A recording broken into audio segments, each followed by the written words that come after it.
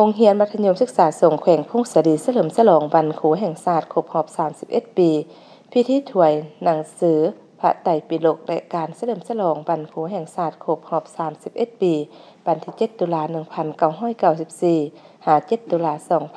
2025พิธีได้จัดขึ้นในวันที่21 ตุลาคม 2025อยู่ที่โรงเรียนมัธยมศึกษาสงฆ์แขวงพงศดีโดยการเป็นคณะประธานของท่านเด็กบุตรดวงใจผู้อำนวยการโรงเรียนมัธยมศึกษาสงฆ์เป็นเกียรติเข้าร่วมของท่านสมจิตหับละกรคณะประจำภาคแขวงรองประธานสภาประชาชนแขวงพงศดีมีพระอาจารย์ดวงจันทร์วงศ์ภาษีคณะองค์การพุทธศาสนาสัมพันธ์ลาวประธานองค์การพุทธศาสนาสัมพันธ์ลาวแขวงพงศดีมีคณะองค์การพุทธศาสนาสัมพันธ์ลาวแขวงพงศดีมีบรรณาธิการการนำของแขวงเมืองแขกเซินพระเถระนุเถระพนักงานครูอาจารย์ต่างหน้าแผนกศึกษาธิการและกีฬาแขวงเมืองมีผู้ต่างหน้าจากบริษัทภาครัฐและเอกชนพร้อมด้วยประชาชนตลอดฮอดนักเรียนพระสงฆ์สามเณรเข้าร่วมในพิธีการนำแขวงเมืองพร้อมด้วยผู้เข้าร่วมได้ไต้ธูปไต้เทียนบูชาดำเนินพิธีทางศาสนาถวายบิณฑบาตถวายหนังสือพระไตรปิฎกและวัตถุทานต่างๆพังเทศคารวะหาพรญาตินำจากนั้น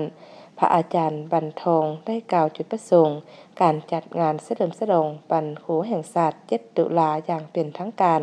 พร้อมด้วยท่านเด็กบุตรดวงใจผู้อำนวยการโรงเรียนมัธยมศึกษาสงฆ์ได้ขึ้นเล่าหมุนเสื้อการปฏิบัติของนายครูคำซึ่งท่านได้ให้ฮู้ว่าครูได้มีบทบาทประกอบส่วนอันสำคัญที่บ่มีไผและสันคนใดจะปฏิเสธได้ครูคือคนที่มีความรู้อันเฉลียวฉลาดมีประสบการณ์ครูคือแม่พิมพ์ของชาติสามารถถ่ายทอดความรู้ถ่ายทอดความสามารถไปสู่ผู้อื่นๆซึ่งในวันที่7 ตุลาคม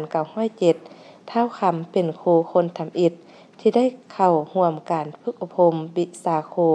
และเป็นครั้งทำอิฐทางประวัติศาสตร์ของลาวเฮาย้อนมีน้ำใจรักชาติของนายครูคำจึงได้เอาใจใส่ศิษย์สอนให้พระสงฆ์